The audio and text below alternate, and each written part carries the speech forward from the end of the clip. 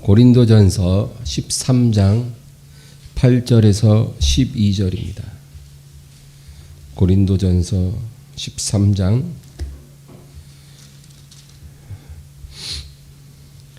8절부터 12절 말씀입니다. 13절까지 13장 8절부터 13절까지 사랑은 언제까지나 떨어지지 아니하되 예언도 패하고 방언도 그치고 지식도 패하리라. 우리는 부분적으로 알고 부분적으로 예언하니 온전한 것이 올 때에는 부분적으로 하던 것이 패하리라. 내가 어렸을 때에는 말하는 것이 어린아이와 같고 깨닫는 것이 어린아이와 같고 생각하는 것이 어린아이와 같다가 장성한 사람이 되어서는 어린아이의 일을 버렸노라. 우리가 지금은 거울로 보는 것 같이 희미하나 그때에는 얼굴과 얼굴을 대하여 볼 것이요 지금은 내가 부분적으로 아나 그때에는 주께서 나를 아신 것 같이 내가 온전히 알리라. 그런즉 믿음, 소망, 사랑 이 세 가지는 항상 있을 것인데 그 중에 제일은 사랑이라. 아멘.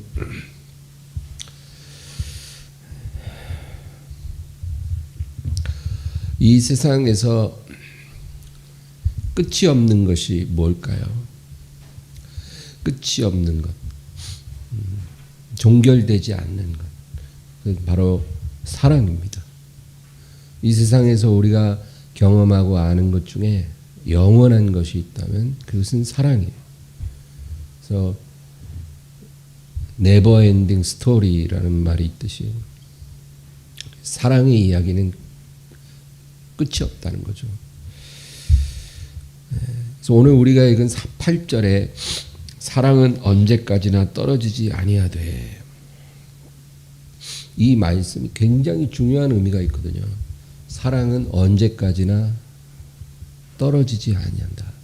이 의미는 첫째는 사랑은 절대로 실패하지 않을 것이다. 그거고요. 또 한 가지 의미는 사랑은 결코 종료되지 않을 것이다. 그 의미가 있어요. 여러분, 거룩하다고 해서 다 영원한 것은 아니에요. 거룩한 것이라도 영원하지 않은 것들이 많습니다. 구약 시대의 희생 제사는 지금은 종료됐습니다. 왜냐하면 예수 그리스도가 십자가에서 영원한 희생 제사를 이루셨기 때문이죠. 그래서 구약의 이스라엘 백성들이 드리던 희생 제사는 이제는 종료된 거예요. 만약에 누가 지금 그런 희생 제사를 또 드린다면 그는 정말로 무의미하고 헛된 일에 불과한 것이죠. 죄를 사하기 위해 짐승의 피를 더 이상 흘릴 필요가 없는 거예요, 지금.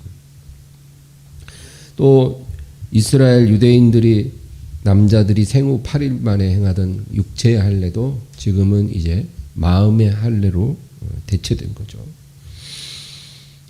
또 우리가 성령의 은사로 방언을 말하고, 그렇죠?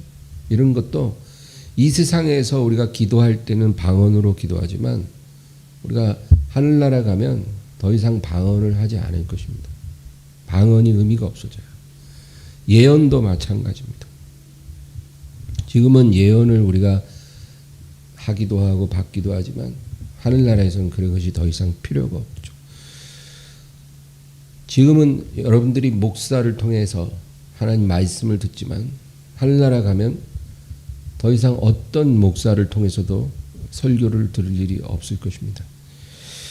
그러므로 이 세상에서는 거룩한 것이라 할지라도 영원하지 않는 것들이 많습니다. 우리가 갖고 있는 모든 은사들도 이 세상에서만 유효합니다. 믿음도 이 세상에서만 필요한 거예요. 하늘나라 가면 믿음이 더 이상 필요치 않습니다. 소망도 이 세상에선 우리가 소망을 품고 사나 주님 모시고 하늘나라 들어가면 소망이 다 이루어지기 때문에 더 이상 소망이 의미가 없는 거죠. 그러나 사랑은 그렇지 않습니다. 사랑은 끝나지 않아요. 끝없이 계속되고 점점 더 커져가는 것입니다.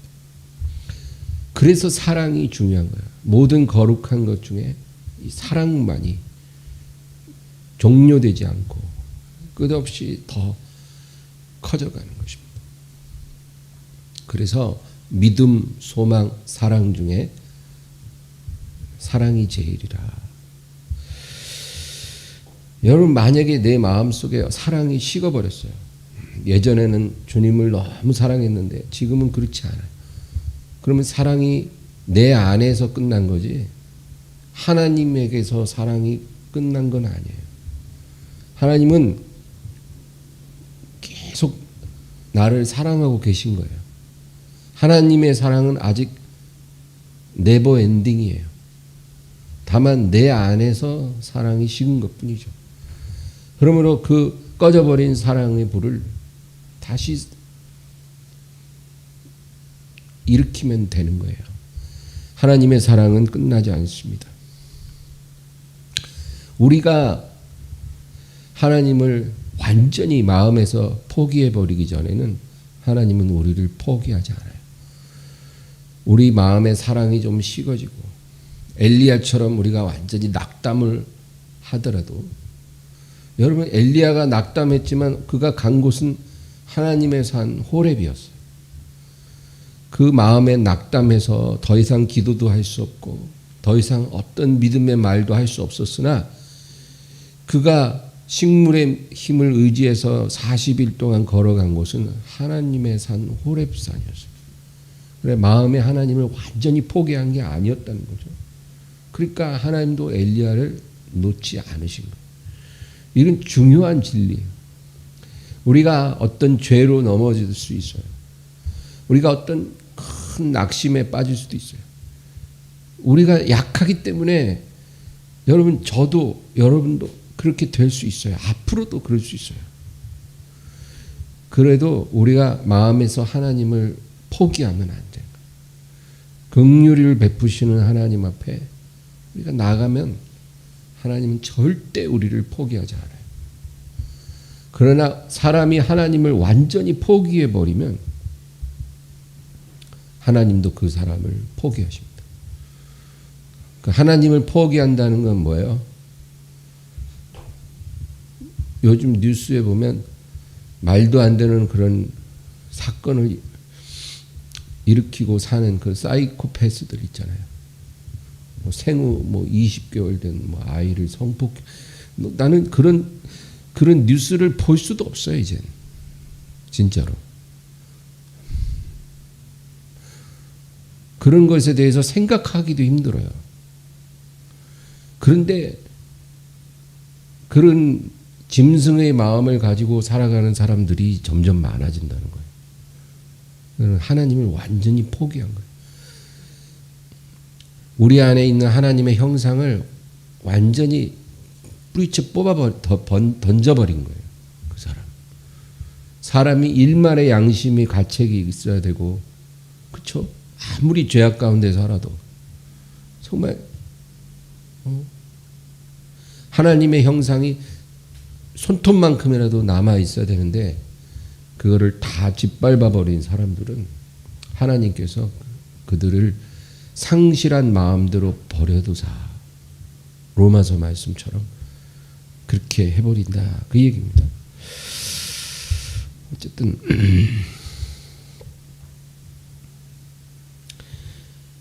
이 사랑은 끝나지 않는다는 거죠. 이거는 어떤 에로틱한 사랑이 아니에요. 남녀 간의 사랑은 산산조각 날 수 있어요.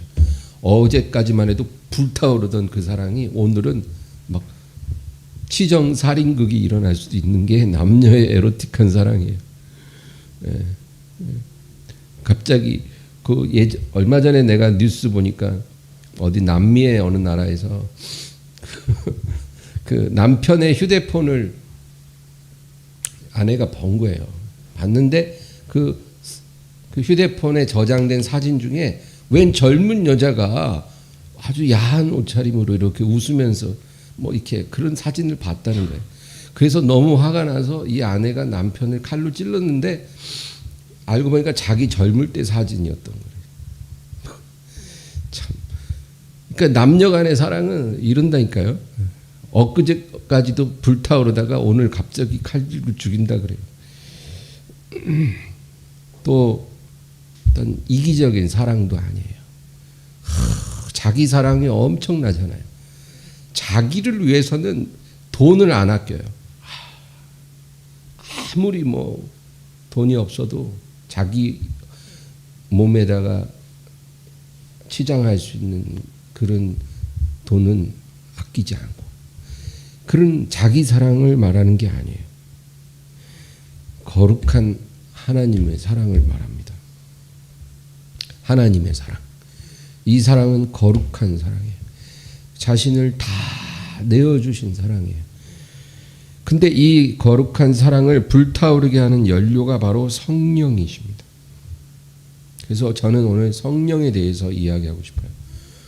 우리 안에 가장 소중한 게 사랑, 거룩한 사랑이 우리 안에 있어야 되는데, 그 사랑의 불을 안 꺼지게 계속 연료를 공급해 주는 분, 연료가 되시는 분이 바로 성령이십니다. 그래서 성령이 끊어지면 불도 꺼지는 거예요. 성령이 소멸되면 사랑도 소멸되는 거예요. 그래서 성령이 너무나 중요합니다. 근데 여러분, 성령 세례와 성령 충만이 다르다는 거 아세요? 사람들은 이 두 단어가 어떻게 다른지 잘 몰라요. 그래서 거의 비슷한 거 아닌가? 성령 세례, 성령 충만. 여러분, 우리가 침례 받잖아요. 물 침례를 받아요. 물 침례는 누구나 다 한 번은 딱 받는 거예요. 평생 예수님 영접하고 나서 한 번 받으면 돼요. 우리가 물 침례를 받는다는 것은 무슨 의미냐면, 우리가 예수님을 믿음으로 영적으로 거듭났다라는 것을 공개적으로 선포하는 거예요. 내가 거듭났는데 그것을 공개적으로 선포하는 것이 바로 침례예요. 그래서 나에게 하나님 말씀을 전해주는 목사님 앞에서, 또 내 가족들 앞에서, 또 우리 교우들 앞에서, 또 우리를 둘러싸고 있는 천사들 앞에서 내가 거듭났습니다라고 공개적으로 선포하는 그런 거룩한 퍼포먼스예요.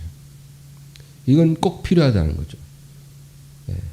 그래서 누구나 한 번은 침례를 받아야 되는 거예요. 이 침례 받을 때 여러분 뭐 해보셔서 알겠지만, 뭐 자기가 혼자 이렇게 물속에 쭈그려 앉았다가 일어나는 게 아니에요. 자기는 몸에 힘을 쫙 빼고 있으면 목사님이 뒤로 쫙 눕혀요. 몸에 힘을 빼야 돼요. 그리고 물속에 싹 잠겼다가 일으켜주는 거예요. 침례 받는 사람은 아무것도 할 게 없어요. 그냥 힘을 쫙 빼고 있으면 물속에 쫙 뒤로 잠겼다가 일으켜주는 거예요. 내 힘으로 들어갔다 나오는 게 아니고 하나님에 의해 옛사람이 수장되고 다시 태어나는 거예요. 죽는 것도 하나님에 의해 죽는 것이고, 다시 사는 것도 하나님의 손에 의해서 일으켜지는 거예요. 그게 침례예요. 제가 침례를 많이 해봤어요. 근데 가끔 어떤 사람들은 발버둥을 쳐요. 발버둥. 아주 그냥. 그래서 침례를 한 번 주기가 엄청 힘들어. 그냥 힘 빼고 가만히 있으면 한 2초, 3초면 끝날 일을, 뭐가 그렇게 무서운지 아주 그냥 침례를 제대로 못 받아. 완전히 잠겼다 나와야 되는데 잠기질 않는 거예요. 그래서 침례는 막 밀폐된 공간에서 받는 게 아니고, 원래는 공개된 트여진 자리에서 공개적으로 받아야 돼요. 목사님이 침례를 해주시고 가족들, 친구들, 교우들 다 지켜보고 있는 데서 침례를 받는 거예요. 그러면 딱 나오면 박수 쳐주고 축하해주고. 근데 이렇게 해야 원래 맞는 것입니다. 그 성령 세례도 마찬가지예요. 성령 세례도 우리가 성령의 침례를 받은 거예요. 그래서 평생 단 한 번입니다. 우리가 성령 세례를 한 번 딱 경험을 하는데,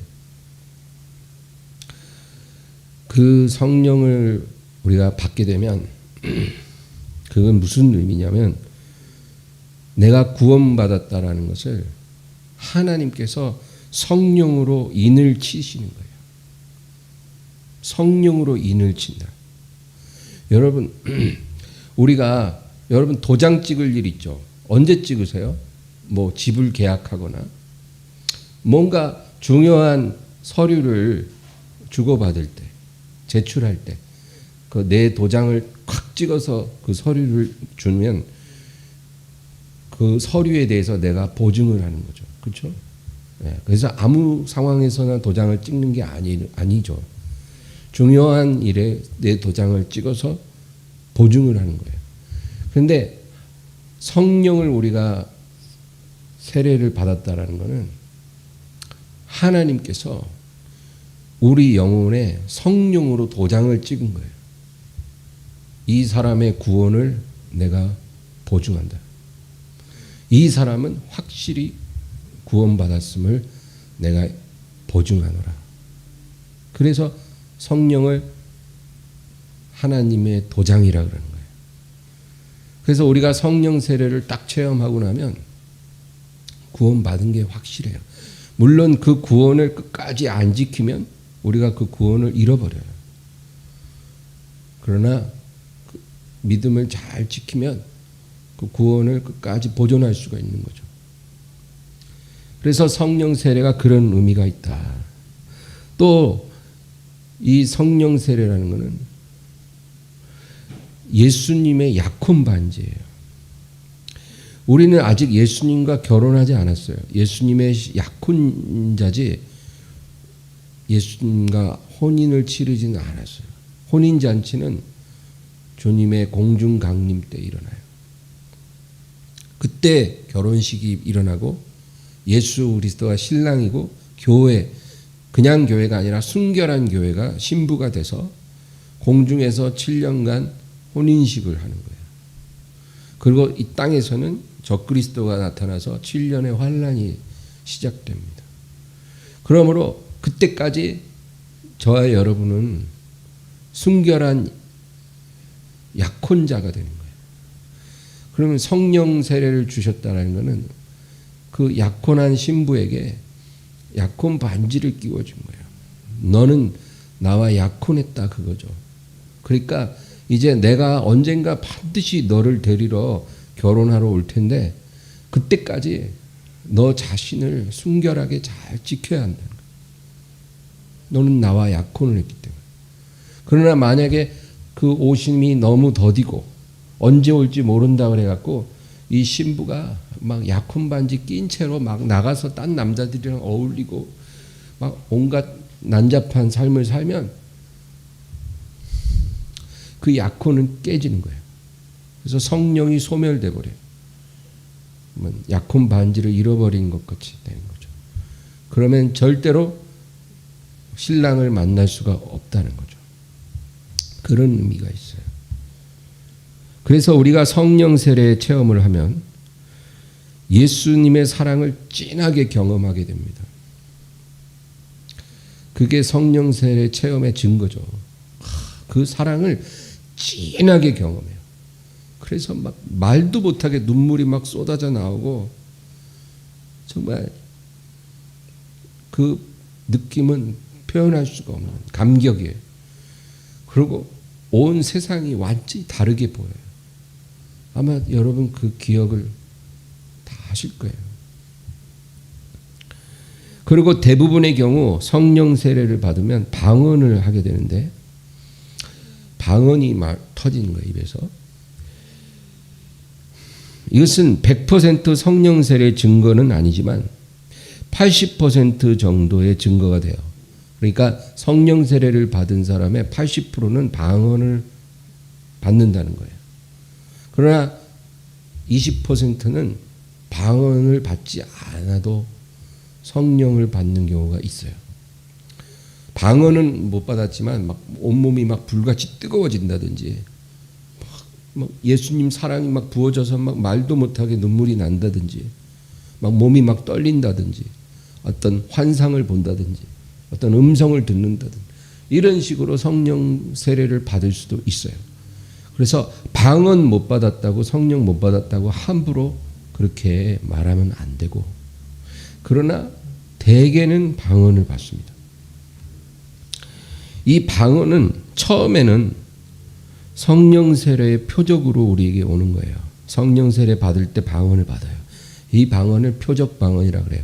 그래서 우리가 기도하다가 갑자기 막 몸이 떨리고 입술이 떨리고 막 이상한 말이 막 나오고 눈물이 막 나오고 이러면 그것이 바로 내가 이게 바로 성령 세례의 체험이구나, 그렇게 이제 아는 거죠. 그러고 나서 그 다음부터는 이 방언이 우리가 기도할 때마다 이제 하게 되는데, 그때 방언은 표적 방언이 아니고 기도를 도와주는 성령의 은사로서의 방언이라는 거예요. 그래서 또 같은 방언이라도 의미가 다른 거죠. 처음에 받을 때는 표적으로, 성령 세례 표적으로 주신 거지만 그 다음부터 우리가 기도할 때마다 하는 방언은 성령의 은사로서 우리의 기도를 깊게 도와주시기 위해 하나님이 허락해 주시는 은사 방언이다. 그런데 간혹 성령 받을 때 표적 방언을 했는데 그 다음에 이제 기도 생활 중에 방언을 못하는 사람들이 있어요. 대부분 그런 사람들은 교회를 잘못 가면 그래요. 어느 교회를 다니다가 방언을 받았는데 그 교회 목사님도 방언을 안 하셔. 성도들도 다 방언 안 해. 그런 교회가 있어요. 그러면 이 사람 갑자기 방언하면 이제 야단을 치고 그래요. 교회에서 방언하지 말라.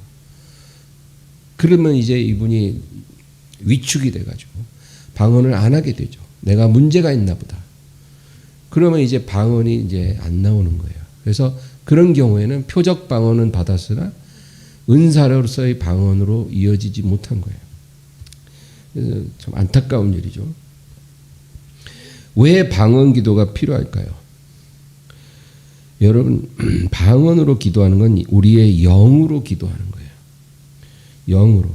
그 다음에 언어로 기도하는 건 우리의 마음으로 기도하는 거예요. 그래서 우리는 기도할 때 영으로도 기도하고 마음으로도 기도하는 거예요. 두 가지의 코드가 있어요. 기도할 때 방언으로도 기도할 수 있고 그냥 언어로도 기도할 수 있는 거예요. 그럼 왜 방언 기도를 해야 할까요? 우리가 방언을 못하게 되면 가장 중요한 문제를 하나님 앞에 기도할 수 없게 돼요. 여러분, 우리 자신을 나보다 하나님이 더 잘 알아요. 지금 나에게 무엇이 시급하고 중요한지 하나님이 더 잘 알아요. 성령님께서 더 잘 알아요. 그래서 우리가 방언으로 기도하면 우리 안에 역사하시는 성령님이 우리 영과 함께 기도를 하는 거예요. 성령님이 주도하는 기도예요. 그래서 그 방언의 의미를 몰라도 성령님이 주도하는 그 방언을 우리가 기도하게 되면 가장 중요한 문제를 적시에 기도할 수가 있게 되는 거예요. 네. 그 의미를 몰라도. 그러니까 우리한테 굉장히 유익한 거예요. 그러나 만약에 우리가 방언으로 기도하지 못하면 우리는 말로만 기도한다는 거죠. 우리의 마음으로, 이성의 지원을 받아서 기도를 하는 거예요. 그러면 그 기도는 현실 문제에 끌려가게 돼 있어요. 오늘 하루 동안 가게 장사가 너무 안 됐어. 오늘 저녁에 교회 가면 그 기도 좀 해야 되겠다. 근데 지금 나한테는 가게에 오늘 매상이 많이 안 오른 게 그게 문제가 아니고 훨씬 더 중요한 문제가 있는데 우리가 방언으로 기도하면 그 중요한 문제를 기도할 수 있지만 방언으로 기도 안 하면 현실 문제를 기도하게 되는 거예요. 언어로. 하나님, 매상이 좀 많이 오르게 해주세요. 오늘 거래처랑 뭔가 잘 되게 해주세요. 뭔가 우리 아이들 오늘 학교에서 뭐 시험 잘 치르게 해주세요. 이런 현실 문제만 기도하는 그런 기도를 하게 된다는 거예요. 정말 중요한 기도를 못 한다는 거예요. 방언을 못 하니까. 또 한 가지는 우리의 영적인 감정이 있어요. 영적으로 너무 지금 괴로워. 숨도 못 쉴 것 같아. 근데 그거를 말로 표현하기가 어려워.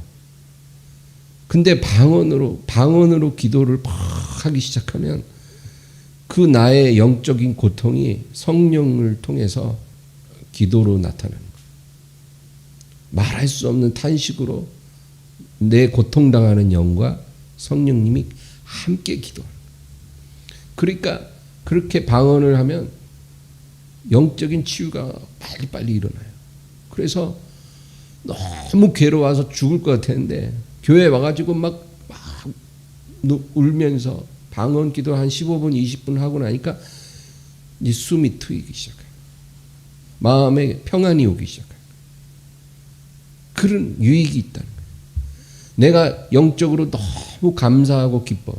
근데 뭐 어떻게 말로는 표현을 못 하겠어요. 방언을 하면 그 기쁨과 감사가 표현이 되는 거예요.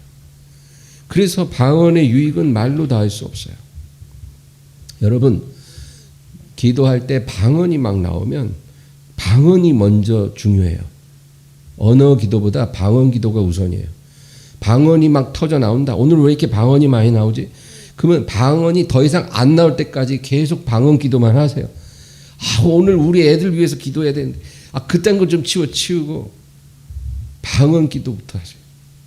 성령님이 시키는 기도가 중요한 거지 내가 막 마음에 결심한 그런 기도 제목은 그렇게 중요한 게 아니에요. 우리 생각처럼. 그래서 방언 기도를 하시고 근데 더 이상 방언이 안 나올 때가 되면 그때는 억지로 방언을 하려고 하지 말고 그때는 다시 언어 기도로 돌아가면 되는 거예요. 언어 기도를 할 때도 말로 기도를 할 때도 딱 레퍼토리대로 기도하려고 하지 말고 성령님의 인도하심 따라서 그 언어 기도도 하는 것이 좋다. 그거예요. 저도 이렇게 기도하면 오늘은 우리 엠마오 성도들 위해서 이름 하나하나 불러가면서 오늘 기도 좀 해야 되겠다. 막 이러고 교회 와서 기도 시작하면 돼. 엉뚱하게 어떤 다른 사람 기도가 나와요. 그리고 그 사람 기도를 너무 많이 해갖고 우리 엠마오 성도들 기도를 못하는 날도 있죠. 근데 그것도 하나님의 인도하심인 거예요. 그 인도하심 따라가야 우리 기도가 깊어지는 거지. 그냥 내 고집대로 오늘 내가 미애자매 회개하라고 기도해야 돼. 그 기도해야 되는데 거기 집착하면 안 된다 그 얘기예요. 어쨌든 그리고 조심할 거는 우리가 방언을 할 때 믿음이 연약한 사람이 내 옆에 있을 때 또는 믿지 않는 사람들과 함께 있을 때는 우리가 방언을 자제해야 돼요. 여러분 이것도 우리가 꼭 알아야 됩니다. 예를 들어 교회 새신자 초청 무슨 그런 예배를 드린다고 할 때 이제 처음 새신자를 교회에 데리고 왔어요. 옆에 앉혀놓고 예배를 드려. 근데 갑자기 내가 막 방언 왈랄랄랄 하면 그 사람이 얼마나 놀라겠어요.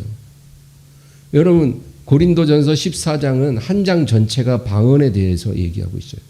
한번 읽어보세요. 보면은 너희가 모여서 방언으로만 하면 사람들이 너희를 보고 미쳤다 하지 않겠느냐. 그런 말도 나와요. 그러니까 여러분 그건 믿음 아니에요. 우리가 방언으로 하면 하나님이 막 강하게 역사해서 저 사람들 다 깨어지지 않겠는가. 그거는 아니고 여러분 질서와 품위를 따라서 해야 돼요. 상황에 맞게. 그래서 믿음이 연약한 자나 믿지 않는 자가 우리 옆에 있을 때는 방언을 자제해야 합니다. 예를 들어 제가 간혹 그런 거 보는데 이제 어떤 교회에서 노방전도를 해요. 어떤 시장에 나가갖고 막 기타도 치고 찬양도 부르고 막 전도도 하고 그래요. 근데 이제 다 끝나고 나서 전도팀 딱 동그랗게 손잡고 서가지고 통성 기도를 하는데 방언 기도를 요란하게 하더라고요. 근데 그런 거는 바람직하지 않은 거예요. 그렇게 되면 그것이 복음을 문을 여는 게 아니라 복음의 문을 닫는 역사가 있죠. 그래서 우리가 그런 지혜도 가져야 되겠다. 여러분 다시 돌아가서 성령 세례라는 것은 우리가 최초로 경험하는 성령의 부어주심이에요. 이것은 일생 한 번 일어나는 사건입니다. 그리고 대체적으로 성령을 받으면 방언을 하게 돼요. 그리고 그리스도의 사랑을 뜨겁게 체험하게 되고 그때는 그 전까지는 머리로만 듣던 그런 그 믿음이 이제 가슴에 불로 임해서 예수님 사랑 때문에 막 눈물이 그치지가 않는 그런 체험을 우리가 하게 된다. 그 얘기. 이게 반드시 필요한 거죠. 이것은 하나님이 우리에게 찍어주시는 구원의 도장입니다. 그리고 예수님이 그 신부에게 주시는 약혼 반지이기도 하고. 그러면 성령 충만은 뭘까요? 성령 충만이란 우리가 매일 체험하는 그런 성령의 기름 부음이에요. 이거는 매일매일 우리에게 일어나야만 하는 일이에요. 이것이 성령의 충만입니다. 근데 우리가 잘못 생각하는 게 방언 기도를 막 열렬히 하는 사람이 꼭 성령 충만한 거냐? 그렇지 않아요. 방언 기도는 성령 세례를 받았을 때 주시는 표적은 될 수 있지만 그리고 그 후에 우리가 기도할 때 방언의 은사를 통해서 기도하는 건 좋아요. 그러나 방언 기도 막 한다고 해서 그 사람이 지금 성령 충만하냐? 그렇지는 않다. 그냥 그 사람은 방언의 은사를 갖고 있기 때문에 방언으로 기도하는 거지 그 사람이 성령 충만한 상태에 있다는 건 아니에요.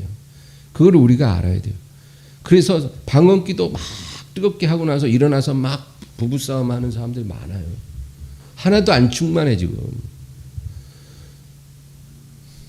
방언 기도 굉장히 잘하고 열심히 하는데 엄청 혈기 부리고 사납고 욕심 부리고 그런 사람들을 우리가 많이 보는 것입니다.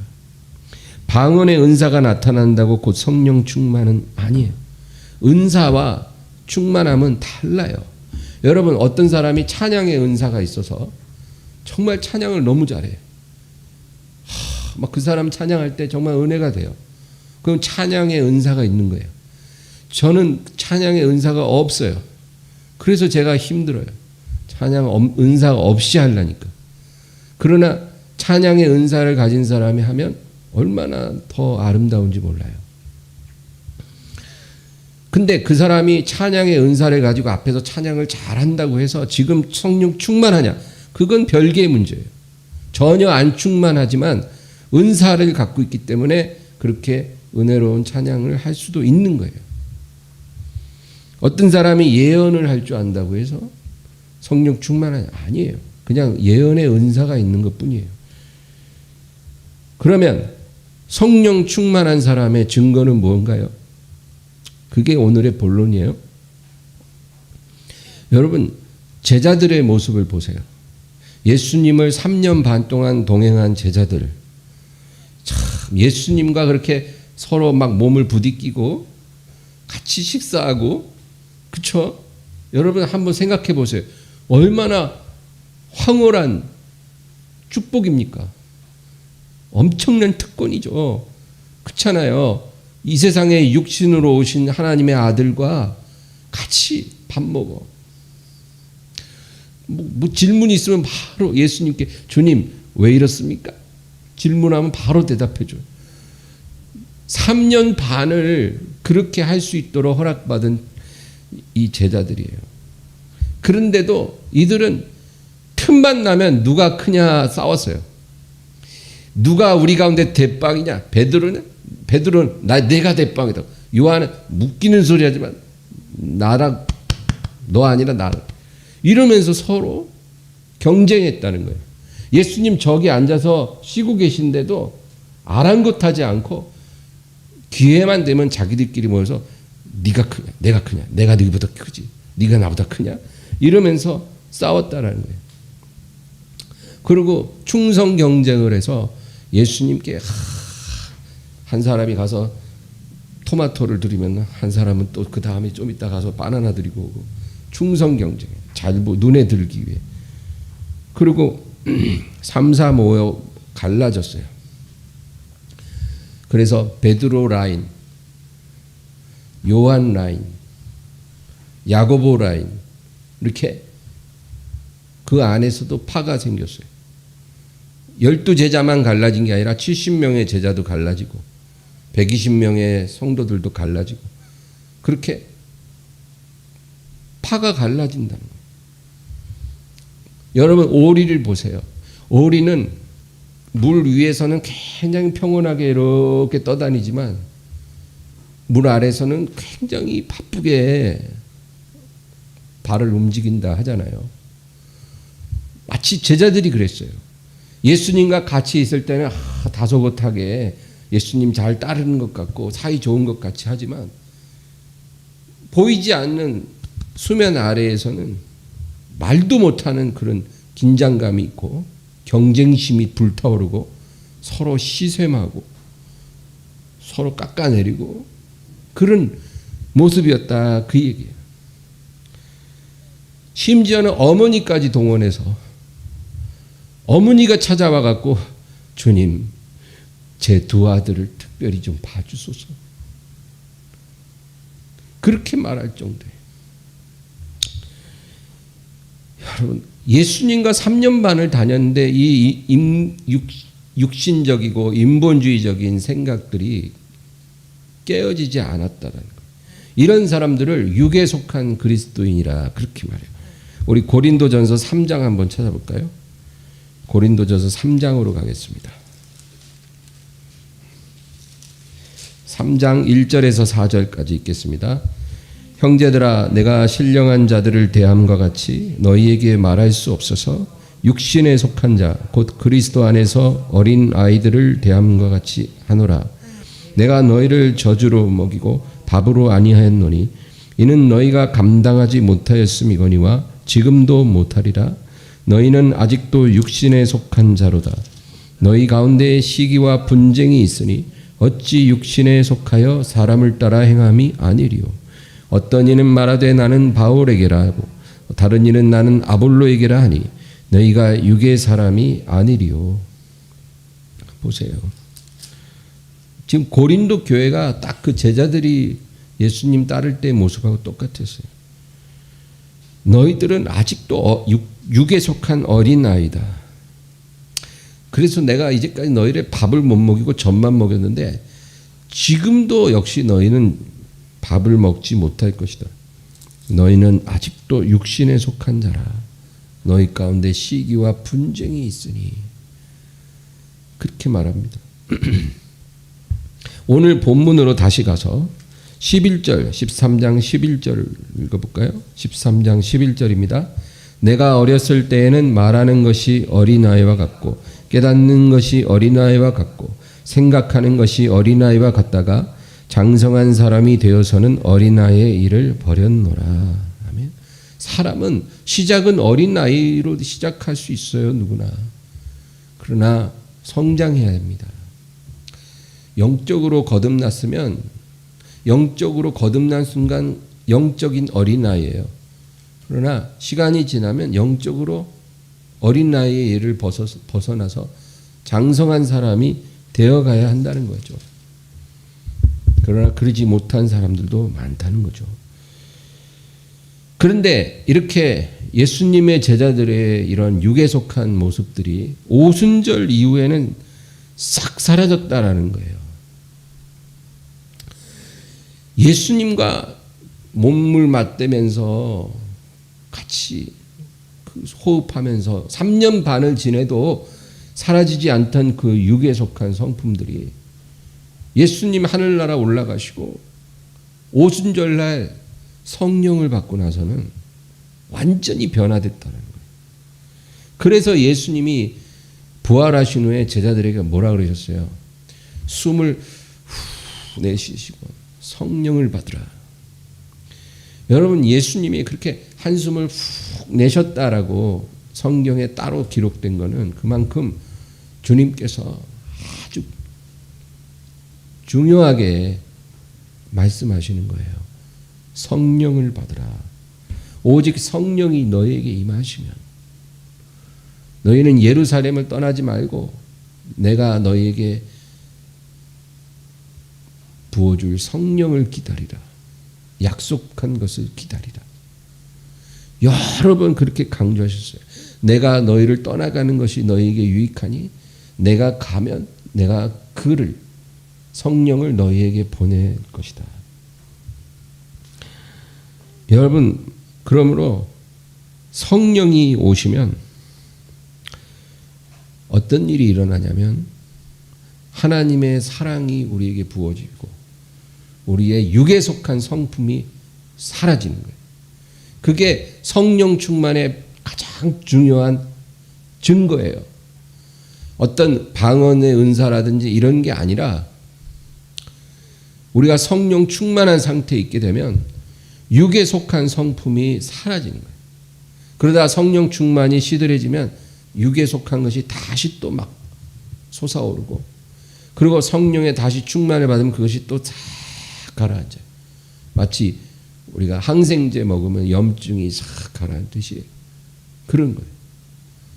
그러니까 매일매일 우리가 말씀과 기도로 성령 충만하기만 하면 우리의 육에 속한 성품들이 다 뿌리채 뽑혀나가고 그리고 주님 닮은 그런 사랑의 성품으로 우리가 변화될 수 있다라는 거예요. 누구도 그렇게 변화할 수 있어요. 힘으로 능으로는 안 되지만 우리가 성령의 충만을 사모하고 매일 그렇게 살 수 있다면 어떤 사람이라도 아무리 그 육적인 성품이 강한 사람이라도 성령의 사람으로 변화될 수 있는 것입니다. 하나님의 사랑이 우리에게 막 부어지는 거예요. 예전에 갖고 있던 어떤 왜곡된 사랑은 사라져요. 어떤 남녀 간의 그런 그 에로틱한 사랑, 물론 그것도 그 자체가 나쁜 거라기보다는 또 필요하나 그러나 하나님이 우리에게 부어주시는 사랑은 아니에요. 또 자기 자신을 사랑하는 이기적인 사랑도 아니고 세상의 명예와 성공, 부를 따라가는 그런 사랑도 아니고 하나님의 사랑, 우리를 위해 자신을 다 주시는 사랑, 그런 사랑이 우리에게 부어진다 그 얘기입니다. 마지막으로 빌립보서 2장을 보겠습니다. 빌립보서 2장 3절 4절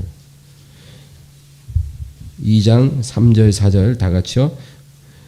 아무 일에든지 다툼이나 허용으로 하지 말고 오직 겸손한 마음으로 각각 자기보다 남을 낮게 여기고 각각 자기 일을 돌볼 뿐더러 또한 각각 다른 사람들의 일을 돌보아 나의 기쁨을 충만하게 하라. 보면 아무 일을 할 때 다툼이나 허용으로 하지 말라는 거예요. 우리가 주의 일을 할 때 만약에 다툼이 일어나거나 허용이 들어온다면, 허용은 뭐예요? 공명심. 뭔가 내가 이렇게 수고한다는 것을 누군가 알아주기를 바라는 그런 마음. 내가 이렇게 하는데 왜 나를 몰라줄까? 그런 마음이 우리 가운데 있다면 차라리 주의 일을 안 하는 게 낫다 그 얘기죠. 그리고 오직 겸손한 마음으로 각각 자기보다 남을 낮게 여기라. 자기보다 남을 낮게 여기라 이 말은 다른 사람을 나보다 더 신령하게 여기라는 말은 아니에요.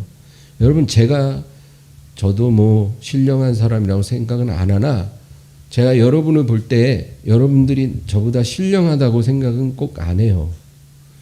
그러나 저는 여러분들이 저보다 중요하다고 생각을 해요. 그 얘기예요. 저 사람이 나보다 더 신령하다고 생각하는 말이 아니고, 저 사람이 비록 나보다 믿음은 더 부족하고 뭐 성격적으로 나보다 더 결함이 많아 보일지라도 저 사람이 하나님 앞에서 나보다 더 중요하다, 이렇게 우리가 생각한다면 그것이 바로 오늘 말씀에서 하는 얘기예요. 그렇게 마음을 가지라는 거예요. 교회 안에서. 그래서 여러분, 교회에 모이는 게 중요한 거예요. 그냥 비대면 예배만 집에서 드리고 집에만 있고 사람들 안 만나고 이러면 교회가 아주 약화되는 거예요. 단지 예배 출석자가 적어지고 뭐 헌금이 적어지고 이게 문제가 아니라, 비대면 예배가 길어질수록 교회는 무너지게 돼 있어요. 모여서 나보다 저 사람을 더 중요하게 여기고 섬기는 그런 것이 교회의 아주 중요한 요소인데, 그런 것이 다 단절되는 거예요. 그러면 교회는 약화될 수밖에 없어요. 여러분, 우리가 그런 거를 영적으로 분별해야 되는 거예요. 뭐 방역이 어쩌고, 물론 방역을 무시하라는 말이 아니에요. 그러나 그거는 하나님 모르는 세상 사람들이 아주 골몰하는 그런 영역이에요. 우리가 그거를 무시하자는 말이 아니라, 우리 하나님 자녀는 거기에 더해서 정말로 이것을 영적으로 해석할 수 있어야 된다는 거예요. 이 상황이 계속될수록 우리 교회가 영적으로 약화될 수밖에 없다라는 그런 위기감을 갖고 하나님이 주시는 지혜를 구하고 정말 하나님이 주시는 용기를 구할 필요가 있다, 그 얘기예요.